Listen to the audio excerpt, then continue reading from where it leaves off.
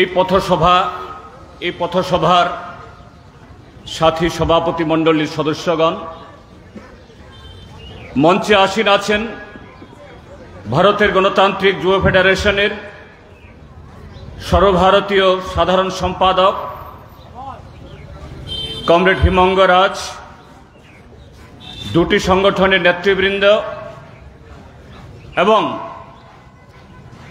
এই দক্ষিণ জেলার গণতান্ত্রিক আন্দোলনের নেতৃবৃন্দ এবং আজকের এই মহতী কর্মসূচিতে যারা অংশগ্রহণ করেছেন, শুধু যুব বন্ধুরা না, গণতান্ত্রিক আন্দোলনের আরও অন্যান্য সৈনিকরাও এবং এই বিলোনিয়া শহরের সুধী নাগরিকবৃন্দ, ব্যবসায়ী, দোকানি, যারা এই কর্মসূচিকে সফল করার জন্য নানাভাবে সহযোগিতা করেছেন, আমি আপনাদের সকলকে অভিনন্দন জানাই। বিশেষ করে ডিওয়াইএফআই এবং টিওয়াইএফকে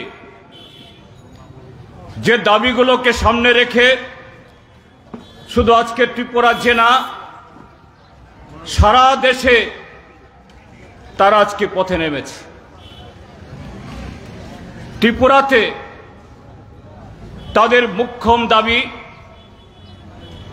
মুখ্য দাবি সমস্ত যুবকদের হাতে কাজ দিতে হবে। এই যুব সমাজকে নেশা থেকে মুক্ত রাখতে হবে। এই আন্দোলনের সমর্থনে এতক্ষণ ধরে আপনারা যুব নেতৃত্বের কাছ থেকে সারা দেশ এবং রাজ্যের বিভিন্ন ঘটনাবলী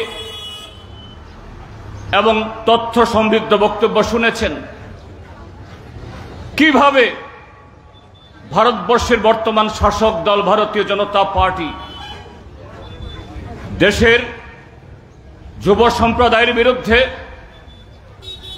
এই দেশের শ্রমিক, কৃষক, সমস্ত অংশের মানুষের বিরুদ্ধে প্রায় যুদ্ধ ঘোষণা করে এই দেশের যৌবনকে সর্বনাশ করে কতিপয় একচাটিয়া পুঁজির হাতে তুলে দিচ্ছে এবং তার জন্য আমাদের দেশের গণতন্ত্র সংবিধান কিভাবে নিধন করছে এটা শুনেছেন এবং আপনারাও দেখছেন, প্রত্যক্ষ করছেন, অভিজ্ঞতা অর্জন করছেন। কিন্তু বন্ধুরা, এই মুহূর্তে ভারতবর্ষের শাসক দল এবং তার প্রধান মুখিয়া জনগণের হাজার হাজার কোটি টাকা খরচ করে যেভাবে প্রচার চালাচ্ছে, সেখানে আমাদের দেশের যুব সম্প্রদায়ের বেকার যুবকদের তাদের সামনে এরকম সংকট হবে এটাকে আশা করা যায়? একটু আগেই হিমঙ্গ রাজ বলেছে, কদিন আগে দিল্লিতে 20টা দেশের একটা বাণিজ্য জোট, প্রত্যেক বছর পালাক্রমে এই জোটের 20টা দেশের সদস্যরা সে দেশের রাষ্ট্রপতি বা প্রধানমন্ত্রী তার সভাপতিত্বে মিটিং করেন। এটা বিশেষ কিছু নয়। এরকম একটা মিটিং হয়েছে গত 8-9 সেপ্টেম্বর তারিখ দিল্লিতে। পত্র পত্রিকা খবরাখবর যা বেরোচ্ছে, এই সম্মেলন করতে ভারত সরকার তার কোষাগার থেকে, অর্থাৎ জনগণের রক্ত ঘাম সঞ্চিত যে অর্থ, 5,000 কোটি টাকা খরচ করে সেখানে দেশের মানুষের কাছে কি বলতে চেষ্টা করছেন? ভারতবর্ষের অর্থনীতি ফাস্টেস্ট গ্রোয়িং ইকোনমি, দ্রুতগামী অর্থনীতি, এখন 5 নম্বরে আছে। কদিন আগেও 15ই আগস্টে লালকেল্লার প্রাকার থেকে আমাদের প্রধানমন্ত্রী মাননীয় নরেন্দ্র মোদী এটাকে প্রায় একটা জনসভার বক্তৃতাতে পরিণত করে সেখানে গিয়ে বলছেন, এখন আমরা 5 নম্বরে আছি, আগামী বছরও আমি এই 15ই আগস্টে প্রধানমন্ত্রী হয়ে পতাকা তুলব, আর তার তৃতীয় মেয়াদে ভারতবর্ষের অর্থনীতি পৃথিবীর 3 নম্বরে যাবে। সেই হিসাবটা কি? আমরা সাধারণ মানুষ, এই হিসাব নিকাশ করা আমাদের কাছে কঠিন, তবুও একটু সহজ করে বলতে চাই। অর্থনীতিবিদরা যেভাবে হিসাব করেন, এই সময়েতে ভারতবর্ষের অর্থনীতি অর্থাৎ তার সমস্ত সরকারি বেসরকারি সমস্ত ব্যক্তিগত মালিকানা, তার সমস্ত সম্পদ মিলে আমাদের দেশের সম্পদের পরিমাণ 3 ট্রিলিয়ন আমেরিকান ডলার। ট্রিলিয়ন মানে কি? 10 লক্ষে 1 মিলিয়ন, 10 মিলিয়নে 1 কোটি, 100 কোটিতে 1 বিলিয়ন, আর 1 লক্ষ বিলিয়নে 1 ট্রিলিয়ন। মানে ভারতবর্ষের অর্থনীতি আগামী মোদী সরকার তার যে স্বপ্ন, সেই স্বপ্নে 5 ট্রিলিয়ন হবে। কিন্তু বন্ধুরা, 5 ট্রিলিয়নই হোক বা 10 ট্রিলিয়ন বা 20 ট্রিলিয়ন, নির্ভর করবে ভারতবর্ষের জনগণের তার মাথা পিছু আয় কত, পার ক্যাপিটা ইনকাম কত। এই বিলোনিয়া শহরের কোন কন্ট্রাক্টর, কোন পুঁজিপতি, কোন এরকম ব্যবসায়ী তার 1000 কোটি থাকলে সেখানে সাধারণ বেকার যুবক যিনি ফুটপাতে দোকানদারি করেন, রাজনগরের বেকার যুবক, গ্রীষ্মমুখের কৃষক, তার কি এসে যাবে?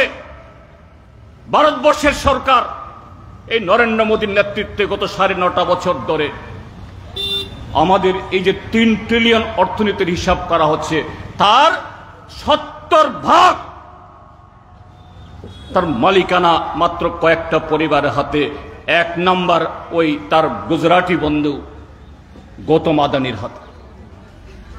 তো কি হবে ভারতবর্ষের? কাজে সে ভারতবর্ষে বেকার যুবকদের দুর্দশা থেকে হতাশা, সেই বেকার যুবকরা যখন খেপে ফুপে লড়াইয়ের ময়দানে ঐক্যবদ্ধ হয়ে এই অবস্থা থেকে বেরিয়ে আসার জন্য লড়াই করার চেষ্টা করবে,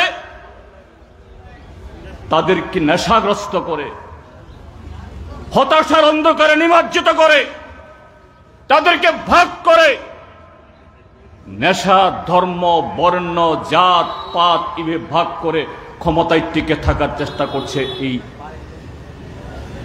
মোদী সরকার, বিজেপি সরকার। তাদের সংবাদরা আমাদের ত্রিপুরাজ্যের মধ্যে শাসন ক্ষমতায়। আজ থেকে 6 মাস আগে গত ফেব্রুয়ারির ভোটে ত্রিপুরাজ্যের সংখ্যা গরিষ্ঠ মানুষ তারা মনে প্রাণে চেয়েছিলেন এই সরকারকে যারা ভুল করে এনেছে, এই সরকার সে 2018 ইংরেজিতে মিথ্যা প্রতিশ্রুতির জেরে যারা এখানে এসছে তাদেরকে ছুঁড়ে ফেলে দিতে হবে। 60% মানুষ সে সিদ্ধান্ত নিয়েছিলেন। কিন্তু দুর্ভাগ্য, ভোট ভাগ হয়ে গেল। সে ঘটনা জানেন, আমি সেটা অবতারণা করতে চাই না। ত্রিপুরাজ্যের সমস্ত অংশে মানুষ জানেন, মাত্র 40% মানুষের সমর্থন নিয়ে 32 জন এমএলএ নিয়ে তারা সরকারে। এই ত্রিপুরাজ্যের গণতান্ত্রিক মানুষ, ভারতীয় জনতা পার্টির ভেতরেও সবাই তো আর ভারতীয় জনতা পার্টি করে বলে খারাপ হয় না। দেশবিরোধী হয় না,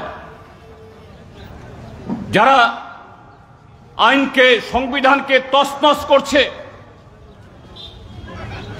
এ রাজ্যের গ্রাম পাহাড় সর্বত্র একটা অরাজকতা তৈরি করছে, সমস্ত বিজেপি তো এটাকে সমর্থন করে, এটা আমরা মনে করি না। ভারতীয় জনতা পার্টি তার ভোট যখন মাত্র 40 ভাগে নেমে গেল,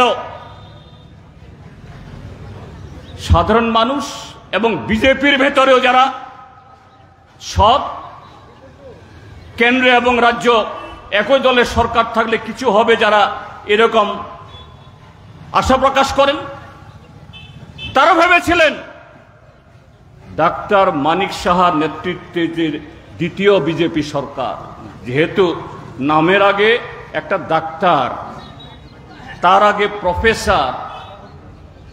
প্রফেসর, মাস্টার, পণ্ডিত, এই শব্দগুলি প্রয়োগ করা হলে একটু হলেও মানুষের মাথা নত হয়। তার নেতৃত্বে এই সরকারের কাজকর্মে একটা পরিবর্তন আসবে, একটা অনুসূচনা আসবে, কাজে তার প্রতিফলন ঘটবে। সরকারের কাজ মানে কি দিয়ে সে কাজ পরিচালিত হয়? বাজেটের মধ্য দিয়ে, অর্থাৎ অর্থনৈতিক যে পরিকল্পনা তা বাজেট দিয়ে আসে। আপনারা জানেন গত জুলাই মাসে এই বাজেট পেশ করা হলো, ফুলিয়ে ফাঁপিয়ে অঙ্কের এটা মানে কি বলে, জাগলারি অফ অ্যাকাউন্টস, এমন ভাবে দেখানো হলো 26,000 কোটি টাকা খরচ করা হবে। কিন্তু এই টাকা কোত্থেকে আসবে? কেন্দ্রীয় সরকার দেবে, না অন্য কোনো প্রতিষ্ঠান থেকে আসবে, না ত্রিপুরা থেকে রোজগার হবে, তার কোনো ধরনের যুক্তি দিয়ে কোনো উপস্থাপনা নেই। বিরোধীরা যখন প্রশ্ন তোলে তার জবাব দেয় না। এই 26,000 কোটি টাকার বাজেটে এই রাজ্য ভারতবর্ষের বেশিরভাগ রাজ্যের মতো আমাদের ত্রিপুরা রাজ্য কৃষি নির্ভর রাজ্য। এ রাজ্যের অর্থনীতি চাঙ্গা করতে হলে পরে গ্রামীণ অর্থনীতিকে চাঙ্গা করতে হবে, সেচ বাড়াতে হবে, জমির উর্বরতা বাড়াতে হবে, এক ফসলি জমিকে দু ফসলি করতে হবে, কৃষকদের উন্নত মানের ট্রেনিং দিতে হবে, তাদের সার, ঔষধ, বীজ সহজপ্রাপ্য করতে হবে, তাদের জন্য ঋণ পাওয়ার ব্যবস্থা করতে হবে খুব সহজে। এবং ভারত সরকার ঋণ খেলাপি দেশ থেকে যারা লক্ষ লক্ষ টাকা নিয়ে যারা বিদেশে চলে যায়, প্রতি বছরে প্রায় 2 লক্ষ 3 লক্ষ কোটি টাকা করে সে সমস্ত ঋণ মকুব করে। এরকম ভাবেই কৃষি ঋণ, বেকারদের ঋণ, ক্ষুদ্র দোকানি যারা ঋণ নেয় এদের সাবসিডি এবং মুকুব করতে হবে, এসব কিছু নেই। এরকম কোনো পরিকল্পনা নেই। নতুন একটা স্কুল, নতুন একটা হাসপাতাল, নতুন একটা কলেজ, এসবের প্রকল্প নেই। নতুন করে কোনো জায়গা দিয়ে রাস্তা করতে হবে, রাস্তা প্রশস্ত করতে হবে। বামপন্থী ফ্রন্ট সরকার যে পরিকাঠামো তৈরি করে গেছে, এগুলো ভেঙে চৌচির হয়ে গেছে, তা মেরামতের কোনো বরাদ্দ নেই। এ রাজ্যে এখন এমপ্লয়মেন্ট এক্সচেঞ্জ কানা কি বুবা, এমপ্লয়মেন্ট এক্সচেঞ্জ এখন কাজ করে না, এখন থেকে তথ্য পাওয়া যায় না। ত্রিপুরা সরকার কেন, ভারত সরকারেই তার যে পরিসংখ্যান মন্ত্রক, রাজ্যগুলোতেও পরিসংখ্যান দপ্তর, এগুলাকে অকেজো করে দেওয়া হয়েছে সরকারিভাবে। এমনকি রাইট টু ইনফরমেশন, তথ্য জানার অধিকারে আপনি কোনো তথ্য পাবেন না। দিল্লি থেকে নরেন্দ্র মোদী তার নীতি আয়োগের মধ্যে সমস্ত মিথ্যা তথ্য জারি করবেন। রাজ্যের মধ্যেও ডাক্তার মানিক সাহা, রতনলাল নাথরা এক এক সময় এক এক ধরনের তথ্য প্রকাশ করেন। এখানে কুমুদ বলেছে এই সরকার নতুন কোন প্রকল্প ঘোষণা করতে পারলেও, কিন্তু একটা প্রকল্প ঘোষণা করেছে গত বিধানসভাতে, একটাই মাত্র প্রকল্প নতুন হবে, সেটা হলো 8টি জেলাতে 8টি রিহ্যাবিলিটেশন সেন্টার। ও সে বলেছে রিহাব সেন্টার মানেটা কি? নেশাগ্রস্ত যুবকদের নেশা মুক্ত করার জন্য সেন্টার খুলবে 8টা জেলাতে ত্রিপুরাজ্যে। এ হলো ত্রিপুরাজ্যের রিপোর্ট কার্ড। আজকে এটা লুকাতে পারছে না ভারতবর্ষের সরকার। তার যে গৃহমন্ত্রক, অমিত শাহ যে দপ্তরের মন্ত্রী, মিনিস্ট্রি অফ হোম অ্যাফেয়ার্স, সারা দেশের যে অপরাধ, সে অপরাধকে তালিকা করে, সে তালিকাগুলোকে নানাভাবে বিন্যস্ত করে একটা রিপোর্ট জারি করে। ত্রিপুরাজ্যের মন্ত্রীরা, বিজেপি দলের নেতারা প্রায় সময় একটা স্লোগান দেন, এক ত্রিপুরা শ্রেষ্ঠ ত্রিপুরা, মডেল ত্রিপুরা, আপনা আপ বন জায়গা। হ্যাঁ, বনে গেছে। এই ত্রিপুরাজ্য অমিত শাহর মন্ত্রক যে রিপোর্ট পেশ করেছে, নেশাতে সারা ভারতবর্ষে 1 নম্বরে, আত্মহত্যার ক্ষেত্রে সারা ভারতবর্ষে 1 নম্বরে। আজ থেকে দিন কয়েক আগে আগরতলা একটা সেমিনার হয়েছে, দিল্লি থেকে একজন আইপিএস অফিসার বলছিলেন ত্রিপুরা আবি খুদকুশি মে, অর্থাৎ আত্মহত্যার ক্ষেত্রে সারা ভারতবর্ষের মধ্যে প্রথমে কারা তার শিকার? বেকার যুবকরা, কৃষকরা, খ্যান মজুররা, দিন মজুররা, এমনকি গৃহবধূ। কদিন আগে এই রাজনগর ব্লকেও একজন গৃহবধূ আত্মহত্যা করতে বাধ্য হয়েছেন। কার দৌলতে? আমাদের দেশের সরকার।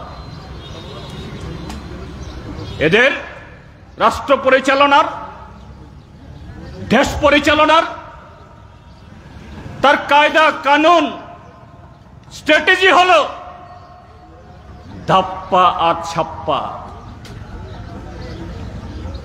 এই যে G20 মিটিং নিয়ে গত 13 তারিখ সন্ধ্যায় দিল্লিতে ভারতীয় জনতা পার্টির সদর দপ্তরে দিকে কাশ্মীরের অনন্তনাগে আমাদের 3 সেনা, 3 যুবক, 3 বীর, সেনাবাহিনীর একজন কলোনেল, একজন মেজর, জম্মু কাশ্মীর পুলিশের একজন ডেপুটি এসপি যখন পাকিস্তানি উগ্রপন্থীদের হাতে শহীদ হয়, কোথায় কোথায় মেরা মাটি মেরা দেশ, তিরঙ্গা যাত্রা, দেশপ্রেম, ভারত মাতা কি জয়, সে ভারত মাতাকে রক্ষা করার জন্য আমার 3 জওয়ান যখন শহীদ হয়, সেদিন কি করে দিল্লিতে প্রধানমন্ত্রী পুষ্পবৃষ্টি গ্রহণ করেন? ধাপ্পা নয় এগুলো, ভণ্ডামি নয় এগুলো। এই ভণ্ডরা আজকে ত্রিপুরাজ্যে। আপনারা দেখেছেন ধনপুর এবং বক্সনগর বিধানসভা কেন্দ্রের উপনির্বাচনের ফলাফল। হ্যাঁ, ধনপুর বিধানসভা কেন্দ্রে ফেব্রুয়ারির ভোটে ভোট ভাগাভাগির জেরে আমরা হেরেছি। এটা না হয় ছাপ্পা ভোট দিয়ে হলেও একটু আড়াল করার সুবিধা আছে। বক্সনগরে বরাবর সিপিএম এর প্রার্থীরা জিতে আসছে এবং গত ফেব্রুয়ারির ভোটেও আমাদের প্রার্থী কমরেড শামসুল হক 5000 ভোটে ভারতীয় জনতা পার্টির এই উপনির্বাচনের জন্য প্রার্থী, যাকে ছাপ্পা বিজয় করা হয়েছে এখন, সেই তুফাজ্জলকে 5000 ভোটে হারিয়েছে। 6 মাসের মধ্যে সেই তুফাজ্জল 31000 ভোটে জিতে যায়। কোন মন্ত্র?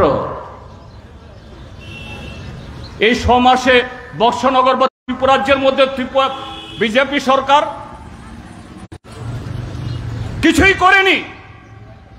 কাজী বন্ধুরা, কি ভারত সরকার, কি রাজ্য সরকার অনৈতিকতার মধ্য দিয়ে এই দলের জন্ম। অনৈতিক কার্যকলাপের মধ্য দিয়ে এরা নির্বাচন জেতে,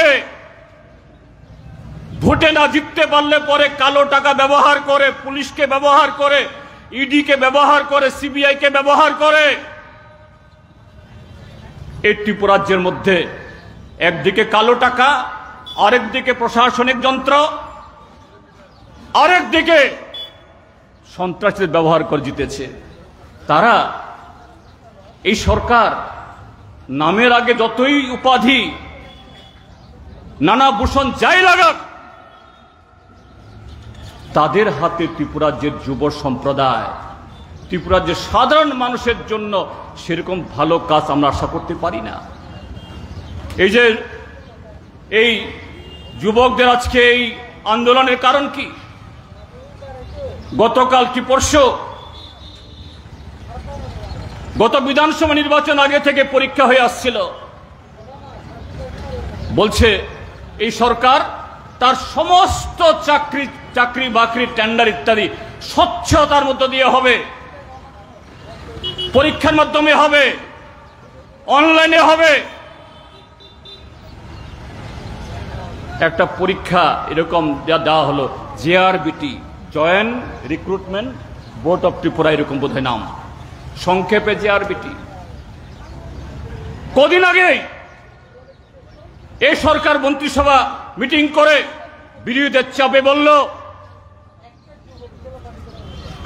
রাজ্য সরকারের কোন চাকুরিতে সেখানে ডোমিসাইল ছাড়া, অর্থাৎ রাজ্যের যুবকরা, সব রাজ্যই হয়, হাকিম নিয়োগের ক্ষেত্রে হয়তোবা প্রফেসর নিয়োগের ক্ষেত্রে সেরকম পাওয়া যায় না, এই ক্ষেত্রে সর্বভারতীয় ইন্টারভিউ হয়, কিন্তু কেরানি, গ্রুপ ডি, গ্রুপ সি, এই সমস্ত ক্ষেত্রে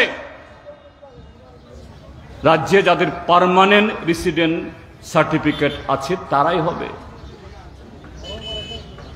জেআরপিটির ফল প্রকাশ হয়েছে, আমি যদিও এখনো দেখিনি, পত্রপত্রিকাতে খবর বেরোচ্ছে। এই জেআরপিটির যাদের নাম বেরিয়েছে তাদের 1/3 বেশি এই ত্রিপুরাজ্যের অধিবাসী তারা না। তাহলে ত্রিপুরাজ্যের যুবকদের কেরানি চাকরি করার, পিয়ন চাকরি করার, এরকম গ্রুপ সি চাকরি করার সে যোগ্যতাও নেই। এটাই হলো বিজেপি। অনৈতিক কার্যকলাপের মধ্য দিয়ে